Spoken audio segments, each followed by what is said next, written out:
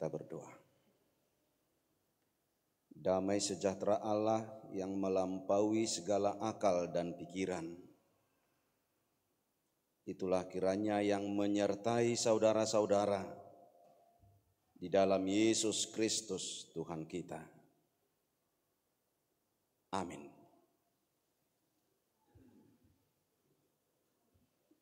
Bapak Ibu Saudara yang dikasihi Tuhan Yesus Kristus, firman Tuhan yang menjadi dasar dalam ibadah kita di minggu hari ini, Minggu Seksagesima, tertulis dalam Injil Matius pasal 5 ayat 38 sampai dengan 48. Beginilah firman Tuhan. Kamu telah mendengar firman, mata ganti mata dan gigi ganti gigi. Tetapi aku berkata kepadamu, janganlah kamu melawan orang yang berbuat jahat kepadamu, melainkan siapapun yang menampar pipi kananmu, berilah juga kepadanya pipi kirimu. Dan kepada orang yang hendak mengadukan engkau karena mengingini bajumu, serahkanlah juga jubahmu. Dan siapapun yang memaksa engkau berjalan sejauh 1 mil, berjalanlah bersama dia sejauh 2 mil. Berilah kepada orang yang meminta kepadamu, dan janganlah menolak orang yang mau meminjam daripadamu. Kamu telah mendengar firman, kasihilah sesamamu manusia dan bencilah musuhmu. Tetapi aku berkata kepadamu, kasihilah musuhmu dan berdoalah bagi mereka yang menganiaya kamu. Karena dengan demikianlah kamu menjadi anak-anak Bapamu yang di sorga, yang menerbitkan matahari bagi orang yang jahat dan orang yang baik, dan menurunkan hujan bagi orang yang benar dan orang yang tidak benar. Apabila kamu mengasihi orang yang mengasihi kamu, apakah upahmu? Bukankah pemungut cukai juga berbuat demikian? Dan apabila kamu hanya memberi salam kepada saudara-saudaramu saja, apakah lebihnya daripada perbuatan orang lain? Bukankah orang yang tidak mengenal Allah pun berbuat demikian? Karena itu haruslah kamu sempurna, sama seperti Bapamu yang di sorga adalah sempurna. Demikian firman Tuhan. Bapak Ibu Saudara, kekasih-kekasih Tuhan Yesus Kristus,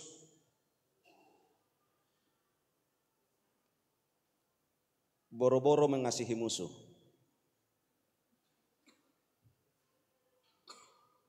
Istriku saja belum tentu bisa kukasihi. Suamiku saja belum tentu bisa kukasihi. Sebenarnya kami hanya hidup bersama. Mungkin kalimat itulah respon kita.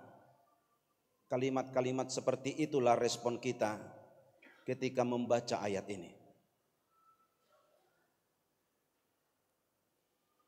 Karena memang ayat ini adalah ayat yang sangat enak untuk didengar, enak untuk dibaca, tetapi hampir mustahil untuk dilakukan. Bukan berarti tidak bisa dilakukan, tetapi hampir tidak bisa dilakukan. Itu yang pertama, Bapak Ibu Saudara. Yang kedua,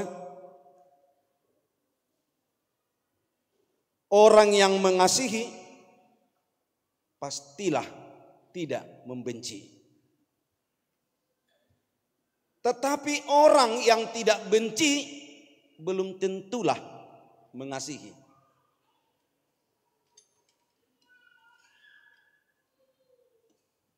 karena tidak berbuat jahat belum tentu berbuat baik. Belum tentu. Maka orang-orang baik belum tentu berbuat kebaikan. Belum tentu.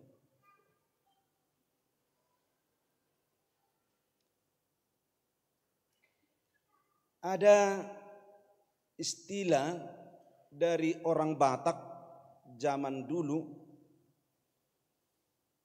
yang mungkin juga para orang tua kami sering mendengar.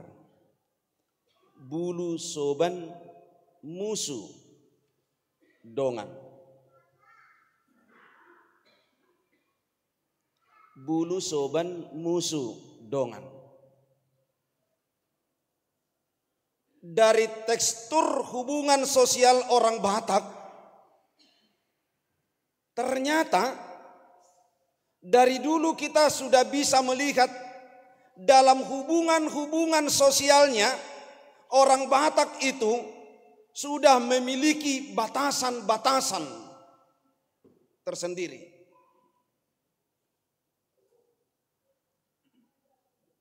Itu benar dong istilah di halak Batak, edang dongatai. Atong molodang dongata di hatama. Aka manginang molodang dongata di hatamai. Alota.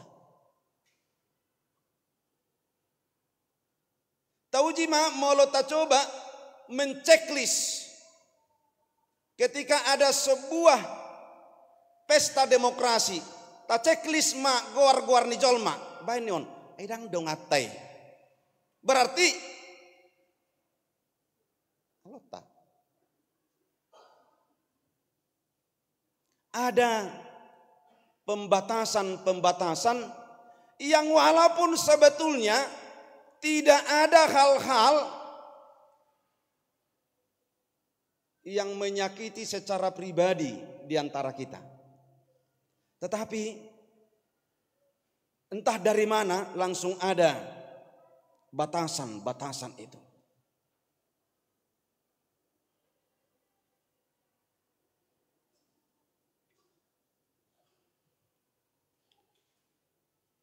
Dalam Galatia 5 ayat 14 dikatakan seperti ini. Sebab seluruh hukum Taurat tercakup dalam satu firman ini, yaitu kasihilah sesamamu manusia seperti dirimu sendiri. Kasihilah sesamamu manusia seperti dirimu sendiri. Ini adalah sebuah kalimat yang lebih tinggi dari standar kehidupan manusia. Ketika standar kehidupan itu diukur dengan ukuran dunia.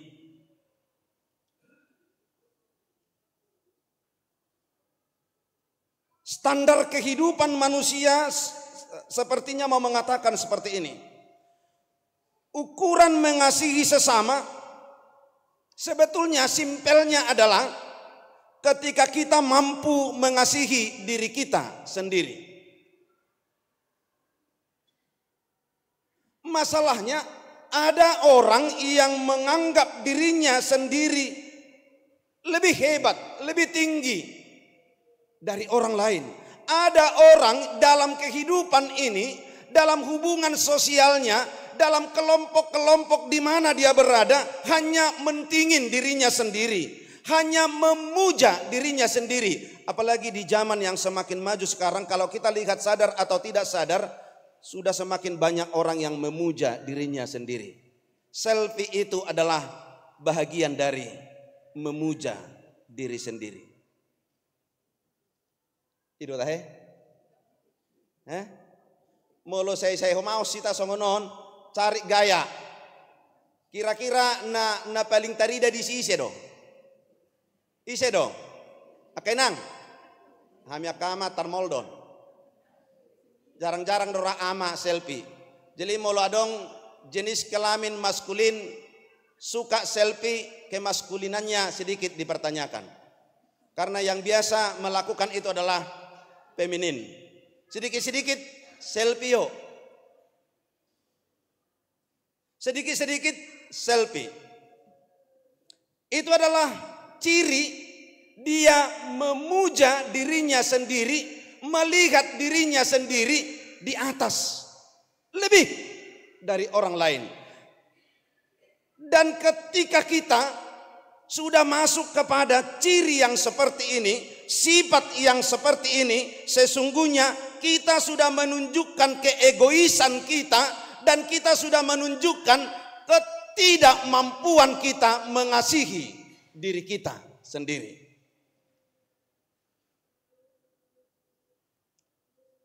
Mungkin dalam Matius 7 ayat 12, di sana kita bisa melihat lebih simpel.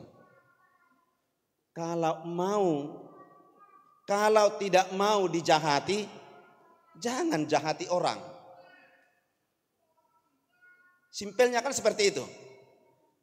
Tuhan Yesus katakan seperti itu. Kalau engkau tidak mau dijahati, jangan mau menjahati. Kalau engkau tidak mau direndahkan, jangan coba-coba merendahkan orang. Kalau engkau tidak suka, tidak mau dihina, jangan sekali-sekali menghina orang. Kalau engkau tidak mau diinjak-injak oleh orang lain, jangan coba-coba menginjak-injak harga diri orang lain. Kalau engkau tidak mau dibohongi, jangan sekali-sekali membohongi orang lain dan sebagainya. Simple. Alai songon nahudok nakaning ala egota ala tabereng tu dirita do holak kita do naboi patupahon halak daun. Karena saya lebih dari orang lain, saya boleh merendahkan, saya boleh menghina, saya boleh menginjak-injak, saya boleh mengolok-olok. Karena apa? Karena saya kan lebih dari dia. Dia tidak boleh. Itulah Bapak Ibu Saudara, cikal bakal adanya permusuhan. Itu cikal bakalnya. Kenapa kita katakan demikian? Apa sebenarnya musuh? Kalau firman ini adalah tema kita minggu ini adalah mengasihi musuh, tentu kita harus tahu dulu apa sebenarnya musuh. Dalam bahasa Yunaninya dikatakan ekstros. Ternyata dia ada 3 golongan. Yang pertama yang disebut musuh itu adalah orang yang benci kepada kita. Hatred. Memiliki kebencian. Ada sifat kebencian di dalam diri seseorang dan ini akan secara tidak langsung akan menjadi musuh bagi sesamanya. Dan ternyata Bapak Ibu Saudara ini ada di sekitar kita. Kita tidak perlu melihat ini jauh-jauh. Ada di sekitar kita. Itu sebabnya begitu cepat kita mengatakan sebaik-baiknya yang kamu lakukan pasti ada yang membencimu. Sebaik-baiknya, sesempurna-sempurnanya yang kamu lakukan kepada dunia sekitarmu pasti ada yang tidak suka. Karena apa? Karena sudah ada orang mungkin dari lahirnya, mungkin karena jugulnya tang tardok hata, gabi adong di ibana roha tartoppa di bagasa dirina. Sifat kebencian.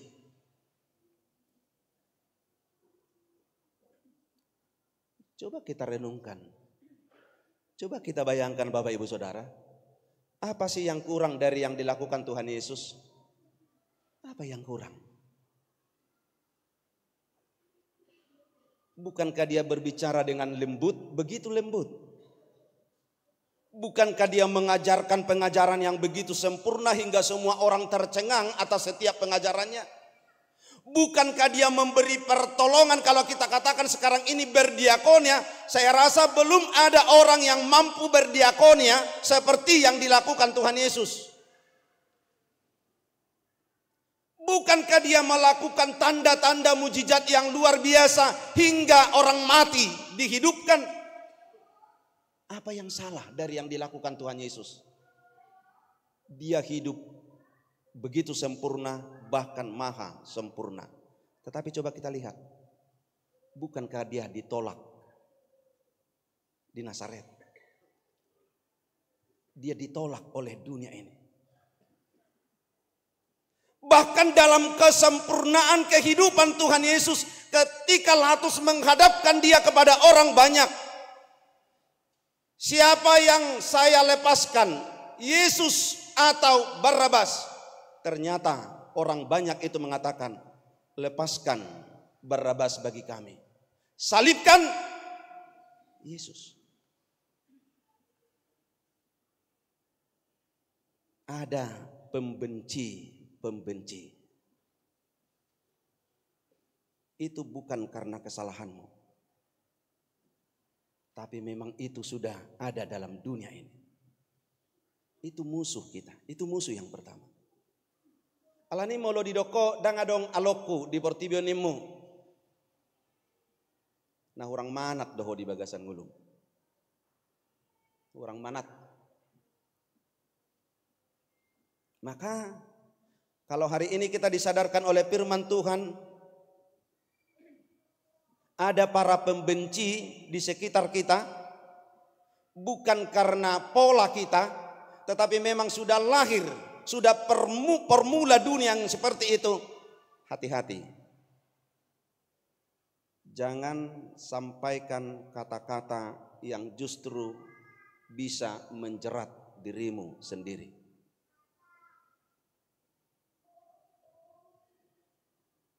Yang kedua yang digolongkan sebagai musuh adalah orang yang selalu melawan kita. Orang yang selalu melawan kita. Hostility. Orang yang syirik. Yang selalu berlawanan dengan yang kita sampaikan. Coba Amang Inang, coba kita lihat. Ipungat tapi ulu songonon. Ina Kamis, ina Esther, ina Hanna. Mau lepas di rokoko, ritritra ahyaha, ritritita program taritriton aryaha. Tu parapak mahitada, tormartudu dononi, setabi. Tu berastagi mak. Manang salinai molonga oke berastagi, ina misalah putusan. Baru martudu hamse, serapat tak akainang lau borkat unang pagodaku pengeluaran. Untuk makan siang, doh serapan, mangakiam di jabu, baru taloppa mata buah ma bontok ta makan siang. Tor martudu dong musai. Satabi di hita kainang. Edang narit ritita dang nang sonak kita. Tor dia ma di dia manong nira-hira ita no sahat jam sada, diluluhiam di si rumah makan asa tabu. Sirik dia. Apapun yang kamu katakan dia akan angkat tangan dan melawan semua yang kamu katakan. Bukan karena salah, bukan karena usulmu salah, bukan karena yang kamu sampaikan itu tidak benar, tetapi memang dia sirik akan keberadaanmu. Itu musuh kita. Adong gotain asongoni? Adong do? Bere kita mah dijauh besongoni do molarong 5 anak kota. Kita keluar makan malam, terus ya kangen. Pak, makan sate lah dulu kita. Terono namun saya naik. Janganlah makan soto lah, tornado hatop. Sirik dia. Kenapa selalu permintaannya ini yang dimaui bapak ini? Langsung usul lagi dia. Setiap kita mengusulkan A, dia mengusulkan B. Kita mengusulkan B, dia mengusulkan C. Ini musuh kita.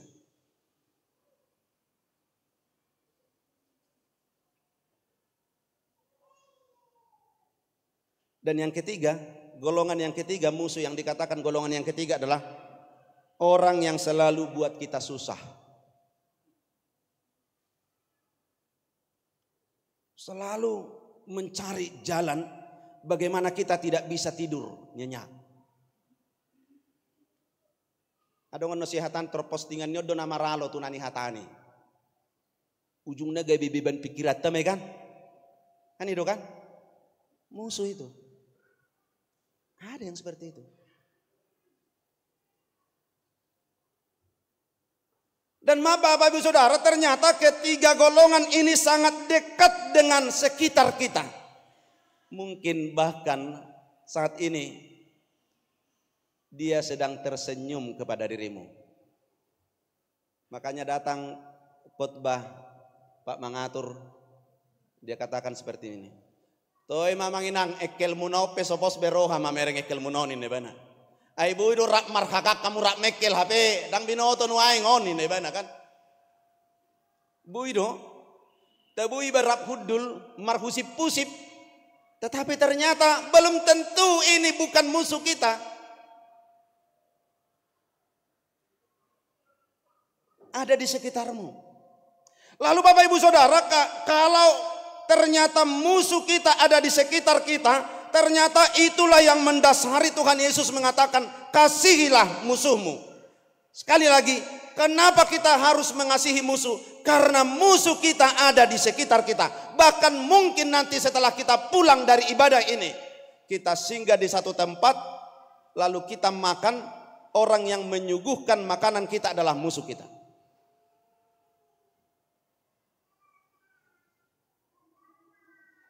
Aledang tabu muloni dok dison live, no salah. Ini doh. Alana no belum tentu kita makan, mangan anu mulai sana belum tentu kan manga kita di rumah makan Batak.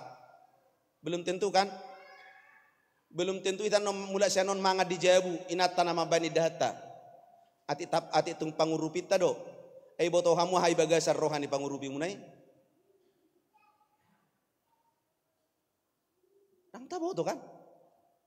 Ini toton ya hai debe di sinetron ni.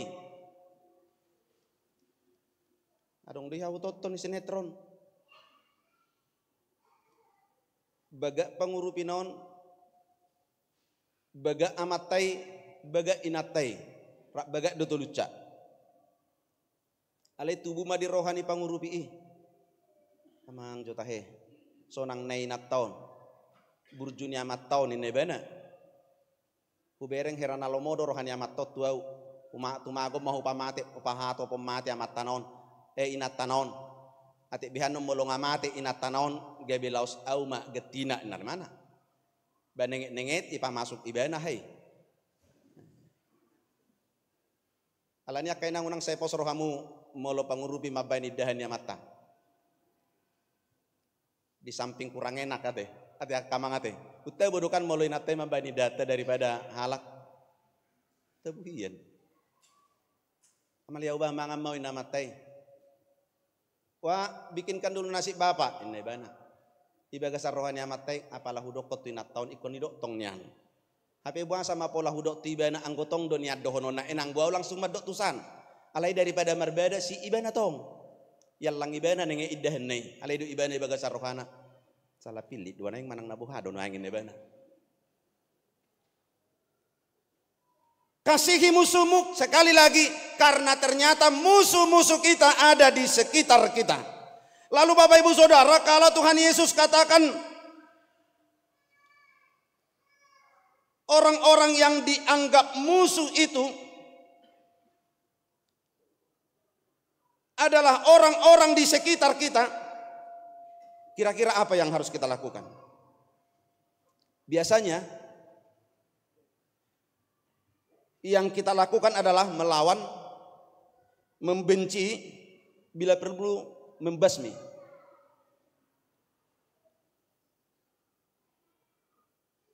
Melawan, membenci, bila perlu membasmi, balas dendam.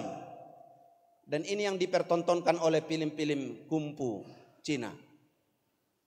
Totok kamu mah film-film kungfu Cina. Biasanya marmula ibu numana torasna tading metek maibana dungi ternak kok maibana tu gunung belajar kungfu dengan alasan kalau saya sudah hebat saya akan kembali semua orang yang membunuh orang tuaku akan kuhabiskan. Jet Li. Antar biar kamu mah film-film ini si Jet Li. Jadi luar biasa nih. Jadi hal pertama yang dihidupi oleh orang kalau dia sudah memiliki musuh, yang pertama dia lakukan adalah melawan, lalu berusaha membasmi semua yang dikategorikan musuh. Kenapa seperti itu? Karena memang dari dulu, bahkan kalau kita baca juga dari Alkitab, dari perjanjian lama seakan-akan memang kita diajarkan ke sana. dibawa ke sana. Perbuatan yang jahat harus dibalas dengan hukuman yang setimpal. Walaupun sesungguhnya Bapak Ibu Saudara, ternyata kalau kita gali ayat ini sebetulnya konteksnya adalah di pengadilan. Tetapi menjadi kehidupan, itu yang sering kita sebut dengan lex talionis, hukum pembalasan yang setimpal. Masalahnya kenapa Tuhan Yesus mengingatkan ini? Ternyata yang dilihat Tuhan Yesus adalah hukum pembalasan itu tidak lagi sama dengan kejahatan yang semula. Ternyata Tuhan Yesus melihat pembalasan itu selalu lebih kejam dari kejahatan yang pertama. Itu masalahnya. Sementara yang disampaikan dalam hukum pengadilan itu adalah ketika si A melakukan kejahatan A, hukuman yang setimpal dengan kejahatan itu harus dilakukan. Mata abulni mata, ipon abulni ipon, setimpal. Tetapi fakta di lapangan adalah kalau dia menyakiti, maka pembalasan untuk dia harus merasakan yang lebih sakit. Maka lex talionis sebetulnya adalah menyamaratakan hukuman agar sesuai dengan yang dilakukan. Faktanya adalah ada orang yang matanya satu buta karena satu kejahatan dan hukumannya adalah kematian. Maka ini sudah tidak benar. Maka itulah juga yang menyebabkan Yesus meminta kita agar jangan membalas dendam. Karena sekali lagi balas dendam itu lebih jahat dari yang pertama. Lalu Tuhan Yesus katakan, balas dendam bukan hakmu. Namun Bapak Ibu Saudara, bukan berarti kita membiarkan kejahatan merajalela. Kalau Tuhan Yesus katakan kasihi musuhmu, jangan membalas, bukan berarti membiarkan kejahatan merajalela. Kita tidak boleh diam dengan kejahatan di depan mata. Yang Yesus inginkan adalah saat kita dirugikan, saat kita dilukai oleh orang lain, pelanggaran mereka tidak otomatis memberikan kita hak, memberikan kita izin untuk membalas. Tidak otomatis. Alani dang bidono ta aibana do barjulu. Molo pe ibana parjulu nani ulanai dang gabi alasad di holaho mamalos. Sekali lagi, karena tidak ada hak bagi kita untuk membalas dengan tangan kita sendiri. Hidup ban gabi adong saya padoha songonon. Molo bibil tei debatama nama malocon dungi gabi tadok madiaka Tuhani mamar debu-debu dang pola hita. Dan yang lebih parah Bapak Ibu Saudara, sebetulnya kalau sudah Tuhan yang kita minta turun tangan, itu jauh lebih parah, akan jauh lebih parah. Itu makanya di konfesita dan apalah di palwasita songon istilah ni halak Batak martonggo dau, marsumpah dau. Maka Bapak Ibu Saudara yang dikasihi Tuhan Yesus, kalau memang ini kan manusiawi, mungkin kita katakan manusiawi. Lalu kalau kita disakiti, kita dilukai, namun kita tidak boleh membalas, apa yang harus kita lakukan? Bagaimana respon kita kepada orang-orang yang melakukan kejahatan itu kepada hidup kita? Lalu Yesus memberikan 4 ilustrasi melalui firman Tuhan ini. Yang pertama dia katakan, tamparan pipi. Memang ternyata tamparan pipi itu adalah penghinaan yang serius. Penghinaan yang serius karena tamparan pipi kanan itu dilakukan biasanya itu dengan punggung tangan. Ternyata bagi tradisi Yahudi itu adalah penghinaan yang sangat serius. Itu bisa dibayar dengan denda hingga memotong salah satu telinga. Kita bayangkan. Jadi kalau kita pipi kanan kita ditampar, tradisi orang Yahudi hukumannya itu bisa diganti dengan memotong salah satu telinga. Lalu kenapa Tuhan Yesus katakan kalau pipi kananmu ditampar, berikan juga pipi kirimu? Sekali lagi, ternyata menampar kaki kanan adalah hal yang lebih serius. Dan menampar pipi kiri, ternyata tamparan pipi kiri itu lebih ringan dibanding pipi kanan. Maka ketika dikatakan Tuhan Yesus, berikan juga pipi kirimu, yang mau dia katakan adalah tidak perlu menuntut denda, tidak perlu terpancing dengan tantangan yang dia lakukan, karena tidak baik kalau engkau hidup seperti dia. Jadi mulai tampar, unang pola tampar musik. Songon nabi nereng diahai di film-film KDRT kan. Pola ni pasta amat songon nawa nah. Bado imana musik masih pasta apa malaki. Bata bayak pemolo mengamas di pastapan. Tidak perlu. Lalu yang kedua, diberi ilustrasi mengenai baju. Ini adalah kalau ada yang meminta bajumu, berikan juga jubahmu. Jubah itu bagi orang Yahudi adalah sesuatu hal yang khusus. Jangankan untuk diberikan, dipinjamkan pun tidak boleh. Karena jubah itu bagi mereka bukan hanya berfungsi sebagai wibawa, tetapi juga difungsikan sebagai selimut, membantu untuk bisa tidur nyenyak. Yang mau disampaikan skenario itu adalah ketika orang meminta merampas, maka yang paling baik berikan kepada dia yang lebih pantas sesuai dengan yang dia lakukan. Maka tadi saya katakan sebetulnya konteks ayat ini adalah prosesnya hukum di pengadilan. Ai itakko baju-bajuku. Buadui Pak Hakim. Ahama uhuman na pantas tuibana. Hakim ma manibangi. Dang pola dirim. Itu yang kedua. Lalu yang ketiga mengenai kerja paksa. Kita tidak boleh lupa Bapak Ibu Saudara, ternyata ayat ini dan memang konteks Yesus melayani, konteks Yesus melakukan pengajaran selama 3 tahun itu adalah pada saat Israel dijajah oleh Romawi. Mereka dipaksa bekerja keras, kerja paksa.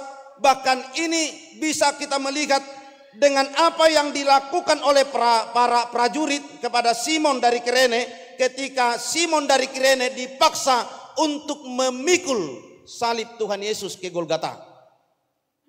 Lalu dikatakan di sana, kalau engkau diminta berjalan 1 mil, lakukan 2 mil. Kalau engkau dipaksa melakukan ini, lakukan lebih dari itu. Artinya bahwa murid Yesus harus melakukan lebih dari yang sudah ditetapkan. Melakukan lebih dari yang sudah ditetapkan. Ini mungkin yang kurang mendarah daging bagi kita. Masuk mahita anon jam onom inna. Molo sisian dituhani molo dok masuk jam onom hurang paling lebat jam onom hurang 5 ngaisi bana. Karena apa? Karena harus melakukan lebih dari yang ditetapkan. Masalahnya terbalik do kita. Masuk mahita jam onom inna turtong api itu do kita roh. Suruh sarma sudi. Ini do. Tuhan Yesus mengajarkan kepada murid-murid tidak seperti itu. Lakukan lebih baik dari yang sudah ditetapkan. Lalu yang keempat, ilustrasi yang keempat disampaikan oleh Tuhan Yesus mengenai pemberian. Ternyata agama Yahudi mengajarkan memberi sedekah kepada pengemis. Aksi ini adalah tindakan moral, bukan sebuah kewajiban. Yang mau Tuhan sampaikan, kita dalam hal memberi tidak boleh membatasi pemberian, juga kondisi penerima. Ayo kan molo memang nganiak taneng mga leon ma. Ido neng dehonon na. Molo nganeng niak ta mga leon ma. Unang pola tu kondisi ni nama jaloi. Neng mga leon hamole ate na tu debataba. Ala Sai hujalo do barita nauli ganu pari ganu minggu. Ngai papuli ibana sinamok naon. Alai pasudul ibana dingot ibana ma. Sial 5 pangulani huriai dingot ibana ma saya dan at parisada juga tibana makatai. Kan? Gabi di paula ibana musi sinamok naon. Adang jadi be. Puasa asing dohatan siahan at parisada tuau. Sudat ibana marsileon leon tu debata ala kondisi penerima. Lalu Tuhan Yesus katakan, kalau engkau mau memberi, jangan tergantung kepada berapa yang harus kamu berikan, siapa yang harus menerima, bagaimana kondisinya. Memberilah. Tersunguni dulu pan. Ayo si katakan, baru neng muluhulian nanono neng pas dono tu hasahatan na benon nanoeng. Song nasopos doroha mamerengon sudat ibana marsileon leon. Jadi yang kedua ini tidak boleh membatasi kita, menghalangi kita untuk melakukan kebaikan kepada Tuhan. Kebaikan kepada sesama. Tidak boleh. Itu ilustrasi yang mau disampaikan oleh Tuhan Yesus. Jangan sampai engkau terhalang, terhambat, bahkan alpa melakukan sesuatu karena si penerima sesuatu itu menurutmu tidak pas dengan ukuran yang kamu tetapkan. Lakukan.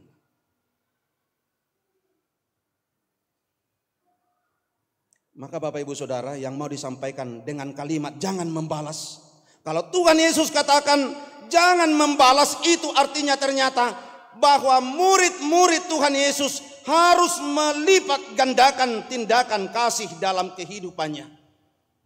Karena membalas adalah melipat gandakan kejahatan. Membalas kepada musuh menambah satu musuh. Karena yang pertama musuh kita hanya dia, tetapi ketika kita membalas, diri kita sendiri juga sudah menjadi musuh kita. Satu musuh menjadi 2 musuh. Menghukum, bahkan menghukum si pelaku kejahatan juga hanya sifatnya sementara. Maka Tuhan Yesus katakan yang paling baik, yang paling sempurna adalah mengampuni, bahkan mengasihi musuh. Dingkat dunia nadong hukumani alai sotung taberengi penyelesaian. Jadi mulu adong di bayanak kanak kota pelanggaran buidu ta uhum alai sotung tabereng molodung ta uhum ngaselesai. Ternyata daun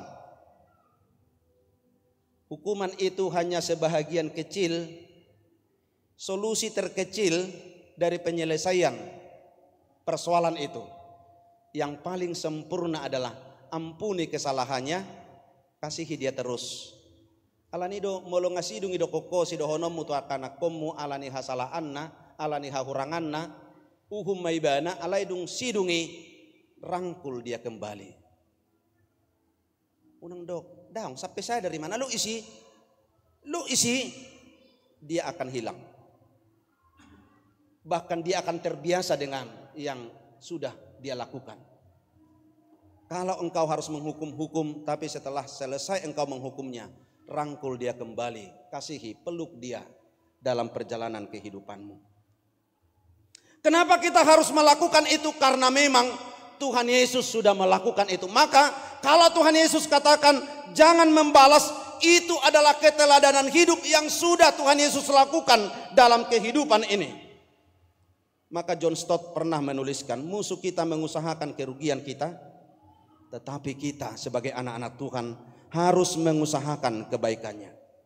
Karena apa? Karena hal seperti inilah bagaimana Allah memperlakukan kita pada saat kita masih seteru, masih musuh bagi Tuhan. Tetapi di dalam Yesus, Dia memperdamaikan kita dengan dirinya. Nanti boleh kita baca dalam Roma 5 ayat 10. Lalu yang terakhir Bapak Ibu Saudara, kalau Tuhan Yesus katakan kasihilah, ternyata ini adalah tugas. Ini adalah kalimat dalam bentuk imperatif. Ini adalah kalimat perintah yang harus dilakukan. Mungkin kita katakan gampang bagi kita menunjukkan kasih kepada orang yang ramah sama kita. Gampang bagi kita menunjukkan kasih kepada orang yang peduli pada kita. Tetapi firman Tuhan hari ini, Yesus perintahkan kita hari ini bukan menghidupi kasih yang gampang, tetapi Yesus menginginkan kita supaya kita hidup dalam kasih yang bukan kasih sembarangan, tetapi kasih yang sungguh-sungguh, kasih yang di atas level standar dunia. Karena dikatakan seperti ini, jika kamu memberi kepada orang yang memberi, itu adalah wajar. Itu adalah wajar. Jika kamu tidak memberi kepada orang yang sudah memberi, itu artinya kamu, maaf, kurang ajar. Ala diajari induk pun najulu, AHP hujalo ileon nanguda tante hobarja bulai. Saya ada kata na perjolo diajari na tuai dok mauli hati. Ido hata na perjolo diajar hon na tuai kita. Bilang terima kasih. Aledang pola songol leluconi mau larga 5.000 dodang pola tulang dangi. Alai mau ngana mere, apa kau bilang sama tulang? Terima kasih tulang. Itulah baru pintar na rupani. Dang apa langsung ini. Alai nendo honona apapun yang kita terima dari orang, kita harus bilang terima kasih. Mau lodang tadok mau lihat HP ngadi patu pahalak tu hita berarti hita kurang bisuk nita majo. Nanti pakasarhu mau ledok kurang ajar. Pakasarhu. Namun Tuhan Yesus mau mengajarkan kita hari ini, kalau orang tidak mau memberi, orang tidak mau peduli, tetapi engkau selalu mau memberi kepada dia, engkau selalu mau peduli kepada dia, berarti engkau sudah masuk ke standar kehidupan di atas level standar dunia. Itulah tanda indikator ciri bahwa engkau sudah menjadi anak murid Yesus yang sesungguhnya.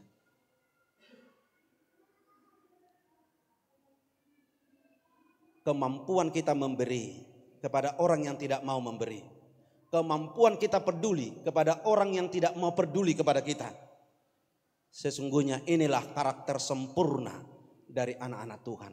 Lalu kalau dikatakan oleh firman Tuhan hari ini, engkau harus sempurna seperti Bapamu adalah sempurna, maka yang harus kita lakukan, mari hidup di atas level standar dunia ini.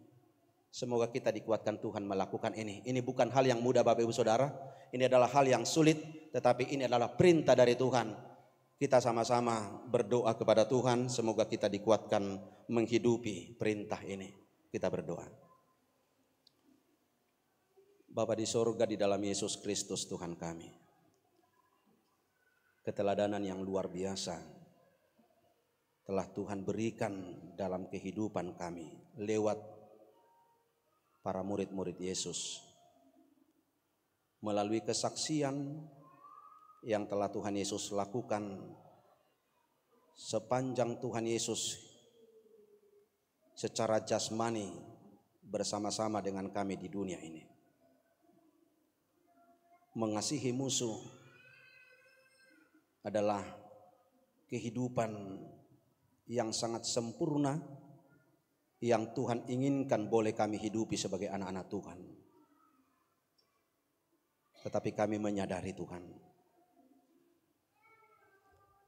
kami sungguh-sungguh seringkali tidak mampu untuk hidup di dalam kasih sebesar itu. Sering kami hanya boleh mengasihi orang-orang yang mengasihi kami, memperdulikan orang-orang yang peduli kepada kami, ramah kepada orang yang ramah kepada kami. Ternyata Tuhan menginginkan kami untuk boleh hidup dalam perilaku kehidupan yang lebih daripada itu. Kami boleh berbuat baik, melakukan yang terbaik bahkan kepada orang-orang yang membenci kami. Kiranya Tuhan menguatkan kami, menopang kami untuk boleh menghidupi firman-Mu. Terima kasih Tuhan untuk kebaikan-Mu atas firman-Mu hari ini. Bapa di surga, kami berdoa untuk seluruh jemaat-Mu. Engkau telah memberkati kami sepanjang minggu ini, bahkan dalam semua pergumulan kami pribadi lepas pribadi. Engkau telah memenangkan kami dalam setiap perkara yang terjadi dalam kehidupan kami. Mungkin ada di antara kami harus mengeluarkan air mata karena beban yang begitu besar, tetapi karena kasih Tuhan, Engkau boleh mengumpulkan kami di gerejamu ini untuk boleh hidup lebih sempurna lagi, karena Tuhan memberikan firman-Mu untuk kekuatan kami. Bapa di surga, kami berdoa untuk setiap jemaat-Mu yang saat ini sedang terbaring sakit di rumah sakit maupun dalam perawatan pemulihan di rumah. Tuhan berkati mereka, Tuhan kuatkan, Tuhan berkati setiap makanan, Tuhan berkati setiap obat yang mereka makan, sehingga mereka boleh sehat kembali seperti sedia kala. Tuhan berkati setiap aktivitas yang dilakukan oleh setiap jemaat-Mu, dimanapun mereka melakukan aktivitasnya yang berkenan di hadapan Tuhan. Tuhan kiranya memberkatinya, memberikan buah-buah yang berlipat ganda, sehingga setiap jemaat-Mu semakin bersuka cita, memiliki daya yang lebih besar untuk melakukan hal-hal yang baik dalam kehidupannya. Tuhan berkati setiap anak-anak kami yang sedang dalam proses studi hari ini, baik dari tingkat taman kanak-kanak bahkan hingga perguruan tinggi. Tuhan berkati, Tuhan beri kebijaksanaan supaya mereka boleh melalui setiap proses pembelajaran yang mereka jalani, mereka semakin diberkati ilmu pengetahuan yang lebih baik. Bahkan dengan ilmu pengetahuan yang mereka miliki dan juga iman yang sungguh-sungguh kepada Tuhan Yesus, mereka boleh menjadi anak-anak yang boleh membanggakan kami, membanggakan bangsa ini, bahkan menjadi kebanggaan dan kemuliaan bagi nama Tuhan. Kami juga berdoa untuk setiap anak-anak-Mu yang mencari pekerjaan, yang sudah merindukan untuk membentuk keluarga. Tuhan berkati setiap harapan mereka, sehingga mereka boleh bersuka cita karena berkat Tuhan yang senantiasa melimpahi kehidupan mereka. Berkati juga Tuhan setiap orang tua kami supaya mereka memiliki kemampuan, memiliki kebijaksanaan untuk menuntun setiap keluarga dan menghidupi, memberikan yang terbaik untuk setiap keluarga mereka, sehingga setiap keluarga yang ada dalam gereja ini boleh bersungguh-sungguh bersuka cita karena Tuhan mencukupkan segala kebutuhan mereka. Bahkan Tuhan juga kiranya memberkati setiap orang tua kami yang sudah lansia. Biarlah Tuhan yang selalu memberikan keteguhan hati, keteguhan iman, bahwa masa-masa tua mereka boleh persembahkan sebagai kemuliaan bagi Tuhan melalui nasihat, pola hidup yang lebih baik, dan keberadaan mereka di tengah-tengah masyarakat yang lebih muda. Biar mereka kiranya menjadi berkat bagi keturunannya. Terima kasih Tuhan. Berkati juga gereja-Mu ini, berkati setiap pelayan yang melakukan pelayanan di gereja ini, sehingga setiap apapun yang dilakukan di gereja ini boleh mempertemukan jemaat-Mu dengan Tuhan. Setiap aktivitas yang dilakukan di gereja ini sungguh-sungguh semakin mendekatkan kami kepada Tuhan dan semakin memberikan kekuatan bagi kami untuk boleh melakukan firman Tuhan. Terima kasih Tuhan. Mungkin banyak dosa yang sudah kami lakukan. Tuhan hapuskan segala dosa dan perbuatan jahat kami, sehingga kami layak bukan hanya disebut sebagai anak-anak Tuhan, tetapi Tuhan pakai kami menjadi saluran berkat-Mu untuk dunia ini. Di dalam Yesus Kristus kami berdoa. Amin.